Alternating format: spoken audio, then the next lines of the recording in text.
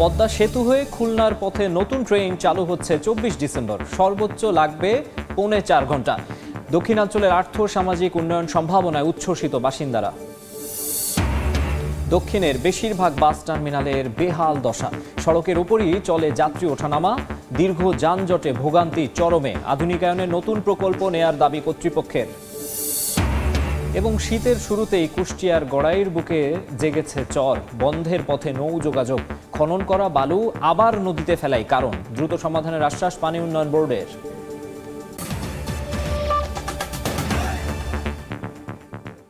আমন্ত্রণ সময় সংবাদের নিয়মিত আয়োজন বিভাগীয় সময়ে। থাকছি সপ্তাহের 7 দিন ভিন্ন ভিন্ন বিভাগের সংবাদ নিয়ে।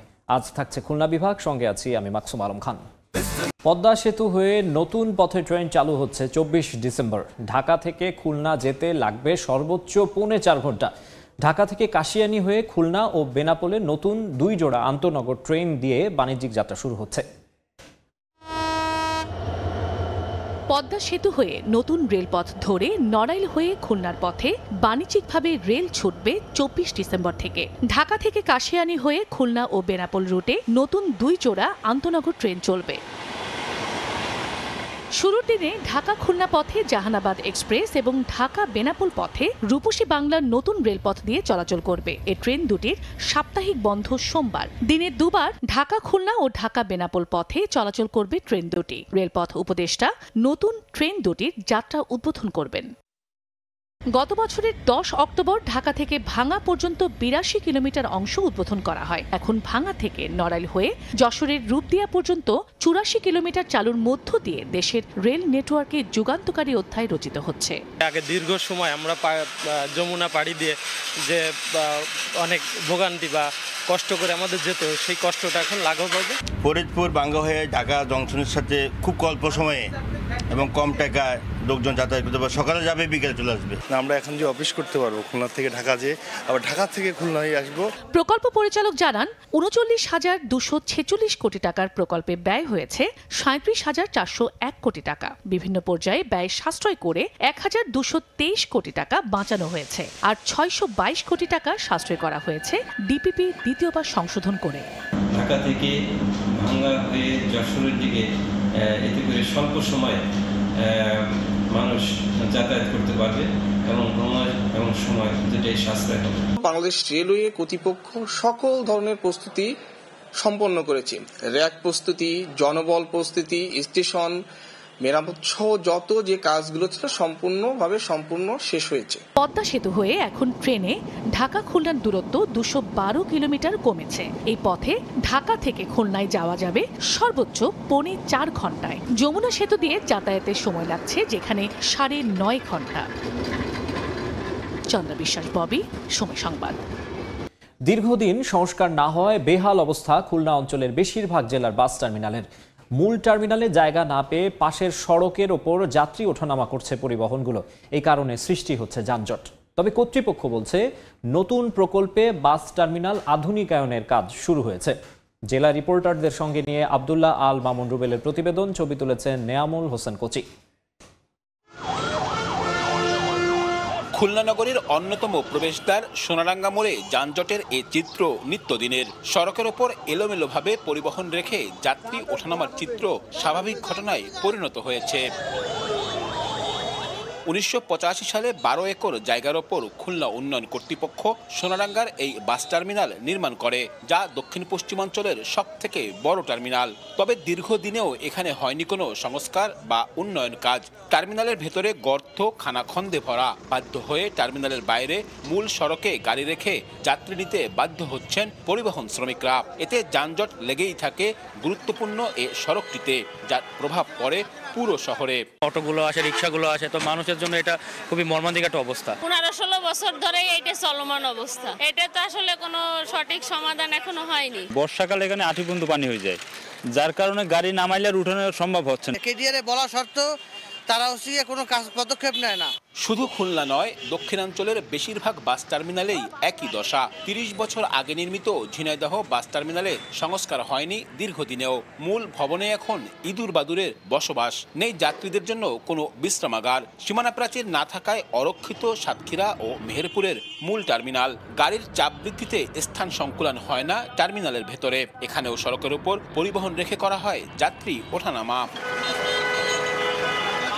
2004 সালে নির্মাণের পর বাগেরহাট বাস টার্মিনালে সংস্কার নেই বহুদিন। যানবাহন প্রবেশ ও বের হতে বিভিন্ন স্থানে খানাখন্দকে পড়তে হয়। প্রায় পরিত্যক্ত অবস্থায় রয়েছে চুয়াডাঙ্গার আন্তজেলা টার্মিনালটি। জরাজীর্ণ মূল ভবন ব্যবহারের অনুপযোগী হওয়ায় কোনো কাউন্টারই নেই সেখানে। এসব অবস্থা থেকে পরিত্রাণের জন্য পরিবহন ব্যবসায়ীরা বারবার দাবি জানিয়েও কোনো ফল পাচ্ছেন না। গাড়ি ঘোড়া রাখার জায়গা নেই, টার্মিনাল বড় করতে হবে। জায়গার সংকট, আমরা বাস রাখতে পারি না। একটা টিভির থেকে এসে 1 ঘন্টা মতো আমাদের জামে পড়ে থাকতে হয় টার্মিনালে। কাউন্টারের সামনে দেখা যাচ্ছে আমরা যদি 10 জন লোক বসার কোনো একটা স্পেস বা ওইরকম জায়গা পাই না। সব দিক থেকেই এই স্ট্যান্ডটা সমস্যা। মহিলাদের আরো ভোগান্তি খুব বিশাল হয়। সবারই বলা হয়েছে এই কাজ করব আজ এটা করবো কাল এটা করবো। কোনো জায়গায় পৌরসভাওয়ালারা ঠিক মতো কাজ করে না, এতে আমরা সাধারণ মালিকরা খুব ক্ষতিগ্রস্ত হচ্ছি। এই সাথে সাথে আমাদের শ্রমিকরা খুব ক্ষতিগ্রস্ত হচ্ছে। সোনাডাঙ্গা বাস টার্মিনালটির উন্নয়নে চলমান একটি প্রকল্প বাদেও একাধিক প্রকল্পের উদ্যোগ নেওয়া হয়েছে বলে জানায় খুলনা উন্নয়ন কর্তৃপক্ষ। আমাদের টার্মিনালের উত্তর যে পাশটা, সেখানে আমরা আরো প্রায় 30টা কাউন্টার তৈরি করব এবং 20 থেকে 25টা ওয়ার্কশপ তৈরি করে দেবো। যাত্রী বসারও কিছু ব্যবস্থা থাকবে, যেগুলো স্ট্যান্ডার্ড সেই হিসাবে ডিজাইন করা হয়েছে। সোনাডাঙ্গা বাস টার্মিনাল দিয়ে দেশের প্রায় সবগুলো রুটে প্রতিদিন গড়ে 5 শতাধিক বাস চলাচল করে। আব্দুল্লাহ আল মামুন, রুবেল, সময় সংবাদ। দক্ষিণাঞ্চলের বাস টার্মিনালের বেহাল অবস্থা নিয়ে আরও জানবো। খুলনা থেকে সরাসরি যুক্ত হচ্ছেন রিপোর্টার আব্দুল্লাহ আল মামুন রুবেল, আর তার সঙ্গে আলোচনায় যুক্ত হচ্ছেন খুলনা বিশ্ববিদ্যালয়ের নগর ও গ্রামীণ পরিকল্পনা ডিসিপ্লিন বিভাগের অধ্যাপক ডক্টর আশিকুর রহমান। রুবেল, খুলনা অঞ্চলের বাস টার্মিনালগুলোর বেহাল দশা নিয়ে আমরা প্রতিবেদনটি দেখছিলাম। বিশেষ করে খুলনা শহরের বা খুলনা অঞ্চলের সব থেকে বড় bus terminal Sonadanga bus terminal দীর্ঘদিন সংস্কার না করার ফলে এবং এখানে বাসের চাপ প্রতিনিয়ত বৃদ্ধির কারণে স্থান সংকুলন না হওয়ায় এখানে কিন্তু সড়কের উপরে বাস রেখে যাত্রী ওঠানামা করতে হয়। একই চিত্র কিন্তু খুলনা অঞ্চলের অনেক জেলাতেই রয়েছে। ফলে যেটি হচ্ছে পুরো শহরে কিন্তু যানজট সৃষ্টি হচ্ছে এবং এসব যানজট কিন্তু পুরো শহরে ছড়িয়ে পড়ছে। এসব সমস্যার সমাধানের জন্য কিন্তু শাসক কর্তৃপক্ষ কাজ করছে। এখানকার খুলনা বিশ্ববিদ্যালয়ের একটি দল কিন্তু এইগুলো নিয়ে আসলে কাজ করছেন। আসলে কি ধরনের সমস্যা হচ্ছে এবং এর থেকে সমাধানের উপায় কি, সে বিষয়ে কথা বলার জন্য আজকে আমাদের সাথে আছেন খুলনা বিশ্ববিদ্যালয়ের গ্রামীণ ও নগর পরিকল্পনা ডিসিপ্লিনের অধ্যাপক ডক্টর আশিকুর রহমান। আমরা শুরুতে একটু স্যারের কাছে জানতে চাই যে খুলনায় যে বাস টার্মিনালটি রয়েছে এটি আসলে এই মুহূর্তে যে বিশৃঙ্খলভাবে চলা অবস্থায় রয়েছে, এটি আসলে মূল শহরের যানজটের কতটা কারণ? ধন্যবাদ আপনাকে। খুলনার যে বর্তমান বাস টার্মিনালটি রয়েছে তা যখন কেডিএ দ্বারা নির্মিত হয় তখন এটি মোটামুটি খুলনা শহরের বাইরে অবস্থান করছিল, কিন্তু ক্রমান্বয়ে দ্রুত নগরায়নের ফলে এটি এমন একটি জায়গায় এখন অবস্থিত যার আশেপাশে খুলনার সবচেয়ে জনবহুল 2টি আবাসিক এলাকা রয়েছে এবং এর পাশেই রয়েছে হচ্ছে আমাদের এডুকেশনাল জোন, যেটা আমরা বলি যে খুলনা মেডিকেল কলেজ, তারপরে হচ্ছে বিভিন্ন শিক্ষামূলক যে আরো প্রতিষ্ঠানগুলো। ফলে অবস্থানগতভাবে খুলনার যে বর্তমান বাস টার্মিনালটি এটি আসলে অপর্যাপ্ত একটি লোকেশনে অবস্থিত এবং এর পাশাপাশি এর যে সংযোগ সড়কগুলো রয়েছে সেই সংযোগ সড়কগুলো অপ্রতুল এবং এর একটি সুষ্ঠু ব্যবস্থাপনা না থাকায় এর যে ক্যাপাসিটি সেই ক্যাপাসিটি এর চাইতে বেশি এখন বাস থাকছে এবং পাশাপাশি বাস থেকে নামার পরে আমাদের যে যাত্রীরা যে অন্যান্য মোড ব্যবহার করে তাদের গন্তব্যস্থলে পৌঁছাবেন সেখানে মূলত ইজি বাইকের উপর নির্ভরশীলতা। ফলে সামগ্রিকভাবেই এটি একটি যানজট তৈরির একটি মূল কেন্দ্র হয়ে দাঁড়িয়েছে আমাদের বর্তমান বাস টার্মিনালটি। ধন্যবাদ। আমরা আসলে আরো কথা শুনবো আপনার কাছে, তার আগে একটু আমরা একই রকম সমস্যা রয়েছে বিভাগের বিভিন্ন জেলায়। আমরা একটু বাগেরহাটের পরিস্থিতি শুনে আসবো। বাগেরহাটে আমাদের প্রতিনিধি আলী আকবর টুটুল সেখানকার বাস টার্মিনালের অবস্থা আমাদের জানাবেন। টুটুল।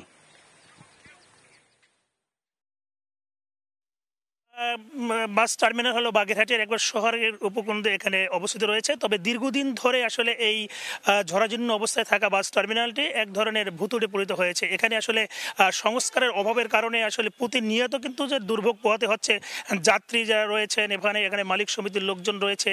এবং বিগত দিনে আমরা যদি বলি যে আসলে দীর্ঘদিন ধরে সংস্কারের অভাবের কারণে রাস্তাঘাটগুলো এমনভাবে খানাখন্দে পরিণত হয়ে যে হেলে ধুলে এবং গাড়িগুলোর ভিতরে ঢুকতে হয়। এখানে যেমন চালকরা অভিযোগ করেছেন, তারা দীর্ঘদিন ধরে এই স্টারিংয়ের কাজ করতে গিয়ে কিন্তু তারা কিন্তু অনেকটা আহত হয়েছেন এবং বর্ষার মৌসুমে আসলে এর ভিতরে আসলে প্রবেশ করা যায় না। এছাড়া আসলে এই যে ঝরাজীর্ণ ভবনে অনেক যে ভবনটা রয়েছে সেখান থেকে অনেকটা চুয়ে চুয়ে আসলে পানি পড়ছে এবং বিভিন্ন পলেস তারা খসে গেছে এবং কোনো সংস্কার না থাকার কারণে কিন্তু আসলে দিন দিন কিন্তু নাজুক অবস্থায় পরিণত হয়েছে। এখানে বাগেরহাটে যদি বলি যে আসলে দূরপাল্লার বাস সহ প্রায় 25টি রুটে আসলে বাস চলাচল করে। এখানে খুলনা, বরিশাল এবং রাজধানী সহ এবং উত্তরাঞ্চল অনেক গাড়ি এখান থেকে আসলে দূরপাল্লার বাস এখান থেকে যাত্রীরা নিয়ে চলে যায়। তবে যাত্রীরা আসলে ওঠানামার জন্য আসলে তাদের বেগ পেতে হয় এবং এখানে যে সড়ক থেকে যখনই বাস টার্মিনালের ভিতরে গাড়িগুলো ঢোকে তখনই কিন্তু তারা কিন্তু এক ধরনের ঝাঁকুনির কারণে যাত্রী এবং যারা অন্যান্য এবং যারা চালকরা রয়েছে, হেল্পার রয়েছে, তারাও কিন্তু আসলে ভোগান্তিতে পড়ে। তারা দাবি জানিয়েছেন যে আসলে দীর্ঘদিন সংস্কারের অভাবের কারণে কিন্তু এর নাজুক অবস্থা রয়েছে। এছাড়া এখানে পাবলিক টয়লেটগুলো সেগুলো আসলে পর্যাপ্ত না এবং সেগুলোর সংস্কার অভাব রয়েছে। এছাড়া এখানে যে ঝরাজীর্ণ যে ভবনটা রয়েছে এটা দ্রুত সংস্কার তারা দাবি জানিয়েছেন দীর্ঘদিন ধরে। আমি যদি একটু বলি যে পদ্মা সেতু চালু হওয়ার পরে কিন্তু আসলে বাসের সংখ্যা দিন দিন আসলে এখানে বেড়েই চলছে এবং যাত্রীর সংখ্যাও কিন্তু বাড়ছে, যার ফলে আসলে আধুনিক মানের যে বাস টার্মিনাল আর সেভাবে গড়ে ওঠেনি। না ওঠার কারণে কিন্তু এখানে অনেকটাই আসলে অনেকে এই বাস টার্মিনালের বাইরেও কিন্তু অনেকে কাউন্টার এখানে নিয়ে তারা কিন্তু ব্যবসা রয়েছেন। যারা বাস মালিক রয়েছেন তারা কিন্তু এখানে এরা কিন্তু রাস্তার বাইরে কিন্তু এখানে তাদের কাউন্টার নিতে বাধ্য হচ্ছেন। এই ছিল আমার কাছে। তবে আমি এখন চলে যাচ্ছি খুলনাতে। ধন্যবাদ টুটুল। আমরা আসলে বাগেরহাটেরও কথা শুনছিলাম। স্যার, একটু যদি আমরা যে সমস্যাগুলোর কথা আপনারা বলছিলেন, এটি আসলে সময়ের সাথে সাথে সমাধানের প্রয়োজনীয়তার কথা আপনি বলছিলেন। আধুনিক বাস স্ট্যান্ড, বাস টার্মিনাল বিভিন্ন দেশের বিভিন্ন স্থানে হচ্ছে বা আমরা আধুনিক বিশ্ব দেখছি, আধুনিক বাস টার্মিনাল। তো সেই ক্ষেত্রে আমাদের এখানে আসলে কি ধরনের পরিকল্পনা করা উচিত বলে আপনারা মনে করেন? আমরা প্রথমেই মনে করি যে বর্তমানে যে বাস টার্মিনালটি রয়েছে এটি আমাদের ডিমান্ড অনুসারে অপ্রতুল এবং লোকেশনগত অনেক সমস্যা রয়েছে, যা আপনাকে আগেই বললাম। ফলে আমাদের নতুনভাবে খুলনায় বাস টার্মিনাল নির্মাণ করার প্রয়োজন এবং বাস টার্মিনাল এবং বাস ডিপো এই দুইটি আলাদা করা প্রয়োজন। কারণ যেখানে আমরা বাস ডিপো করব সেই জায়গায় আবার যদি আমরা বাস টার্মিনালও করি তাহলে বাস টার্মিনালের সামগ্রিক পরিবেশ নষ্ট হয়। ফলে আমাদের বাস ডিপোর জন্য আলাদা লোকেশন আইডেন্টিফাই করা প্রয়োজন এবং বাস টার্মিনালের জন্য আলাদা লোকেশন আইডেন্টিফাই করা প্রয়োজন।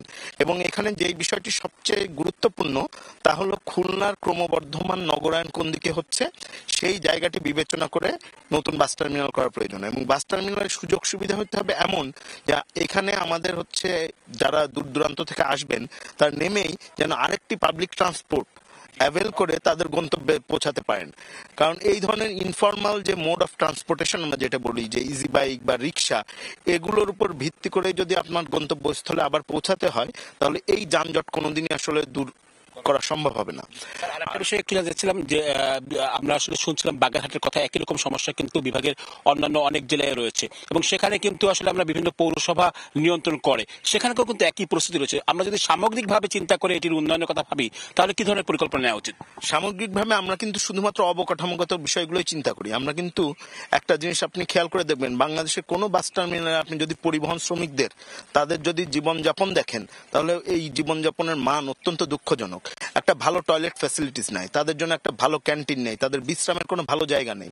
ফলে তাদের যে মনন, তাদের যে বিকাশ হচ্ছে সেইখানে কিন্তু একটা বড় চ্যালেঞ্জ আমরা লক্ষ্য করছি। ফলে অবকাঠামোগত উন্নয়ন এমনভাবে বাস টার্মিনালগুলো করতে হবে যেন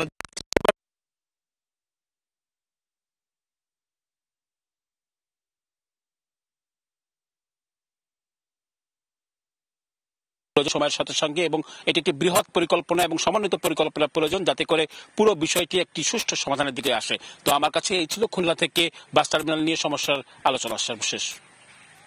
দক্ষিণাঞ্চলের বাস টার্মিনালের যে বেহাল দশা সেই খবর এবং এর সঙ্গে এর সম্ভাব্য সমাধান, জনদুর্ভোগ, এসব বিষয় নিয়ে আলোচনা এবং সবশেষ খবর শুনছিলেন। আমরা সরাসরি যুক্ত হয়েছিলাম খুলনা এবং বাগেরহাটে। প্রতি বছর গ্রীষ্ম মৌসুমে কুষ্টিয়ায় গড়াই নদীর তলদেশ শুকিয়ে গেলেও এবার শীতকালের আগেই নদীতে চর জেগেছে। এতে বন্ধের পথে নৌ যোগাযোগ। স্থানীয়দের অভিযোগ, খনন করা বালু নদীতে ফেলায় মিলছে না স্থায়ী সমাধান। দ্রুত কাজ শুরুর আশ্বাস পানি উন্নয়ন বোর্ড কর্মকর্তার। বাবুল হোসেনের ক্যামেরায় এস.এম. রাশেদের রিপোর্ট। বর্ষার স্রোতস্বিনী গড়াই কয়েক মাস যেতেই শুকিয়ে গেছে। নদীর মাঝখানে জেগেছে চর। গত 4 বছরে কুষ্টিয়ার এই নদীটি খনন করা হলেও প্রতি বছরই চর জেগেছে। সংশ্লিষ্টদের দেওয়া তথ্য অনুযায়ী এতদিন নদীর 35 কিলোমিটার অংশ খনন করে অপসারণ করা হয়েছে 1,90,00,000 ঘনমিটার বালু। তবে এতেও নিশ্চিত করা যায়নি পানির প্রবাহ। সেচ কাজ ব্যাহত হওয়ায় ক্ষতির মুখে পড়েছেন চাষিরা। স্থানীয়রা বলছেন, খনন করা বালু ফেলা হচ্ছে নদীতেই, এতেই হচ্ছে না স্থায়ী সমাধান।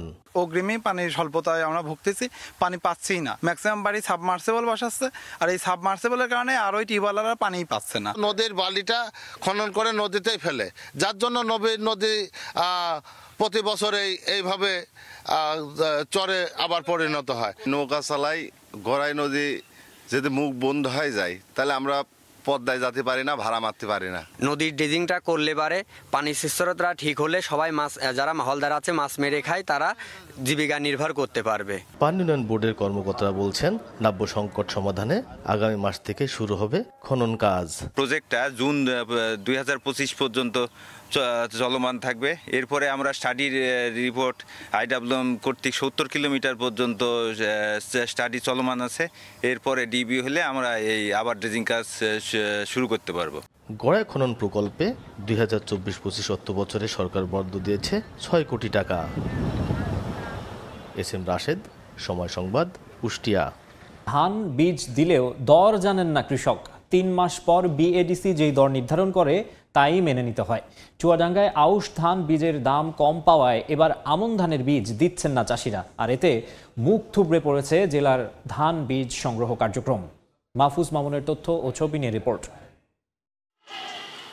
বাংলাদেশ কৃষি উন্নয়ন কর্পোরেশনের আওতায় সারা দেশে চুক্তিবদ্ধ কৃষকদের কাছ থেকে ধান বীজ সংগ্রহ করা হয়। দাম নির্ধারণের আগেই প্রতিষ্ঠানগুলো কৃষকদের কাছ থেকে বীজ সংগ্রহ করে, তারপর নির্ধারণ করা হয় বীজের দাম। গত অক্টোবরে চুয়াডাঙ্গায় কৃষকদের কাছ থেকে আউশ ধান বীজ সংগ্রহ করে জেলার বিএডিসি অফিস। প্রতিষ্ঠানটি গত 4 ডিসেম্বর প্রতি কেজি আউশ ধান বীজের দাম নির্ধারণ করে 49 টাকা। কৃষকরা বলছেন, 3 মাস আগে খুচরা বাজারে প্রতি মন আউশ ধানের দাম ছিল 1600 টাকা। 1 মন ধান বীজে রূপান্তর করলে ওজন হয় 32 কেজি। সে হিসেবে প্রতি কেজি ধান বীজে খরচ হয় 55 টাকার উপর। কিন্তু সরকার যে দাম নির্ধারণ করেছে তাতে কৃষকদের প্রতি কেজিতে লোকসান 5 টাকার উপর। এ কারণে আমন মৌসুমের ধান বীজ দিচ্ছেন না তারা। চাষিরা ন্যায্য মূল্য পায়নি দেখে চাষিরা এখন ওই বীজ আমাকে দিচ্ছে না। আমরা কিভাবে এই বীজ বিএডিসি থেকে দেব, যে আমাদের দ্বারাই সম্ভব হচ্ছে না। বিষয়টি ঊর্ধ্বতন কর্তৃপক্ষকে জানানো হবে বলে জানিয়েছে জেলার বীজ সংরক্ষণ অফিসের এ কর্মকর্তা। অভিযোগ বা কিছু বলার থাকে, সেটা যদি আমাকে জানানো হয় সেটা কেবলমাত্র আমি সদর দপ্তরে অভিহিত করতে পারবো। এর বেশি কিছু করার সুযোগ আমার নেই। গত মৌসুমে চুয়াডাঙ্গায় বিএডিসি অফিস 3246 মেট্রিক টন আউশ ধান বীজ সংগ্রহ করেছে। সময় সংবাদ, চুয়াডাঙ্গা। ঝিনাইদহে রাতের আধারে 2 কৃষকের ফসল কেটে দিয়েছে দুর্বৃত্তরা। সদরের রাধাকান্তপুর গ্রামের বেনজির আহমেদ শিলু ও প্রতিবেশী টুলু কলা, ভুট্টা ও পানের আবাদ করেছিলেন। বুধবার রাতে তাদের 250 কলা গাছ, 2 শতক জমির ভুট্টা ও 6 শতক জমির পান কেটে ফেলে দুর্বৃত্তরা। এতে ব্যাপক ক্ষতির মুখে পড়েছেন ওই 2 কৃষক। ঘটনার সঙ্গে জড়িতদের শনাক্ত করে আইনের আওতায় আনার দাবি জানান তারা।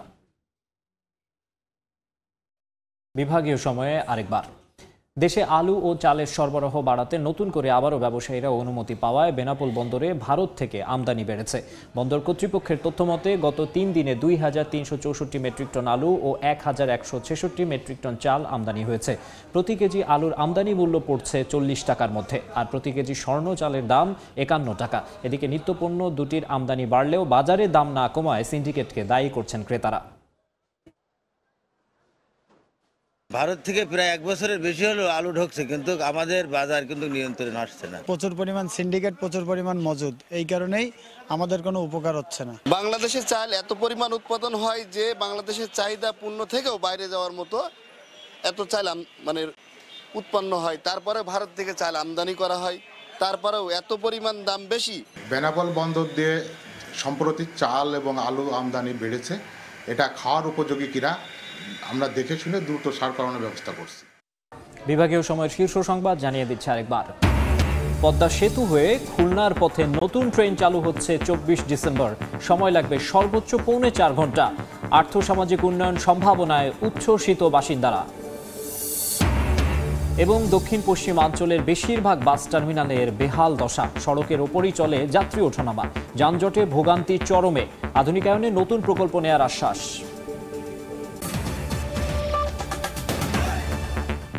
এই ছিল বিভাগীয় সময়ে। আগামীকাল থাকবো ঢাকা বিভাগের আয়োজন নিয়ে। সঙ্গেই থাকুন সময়ের।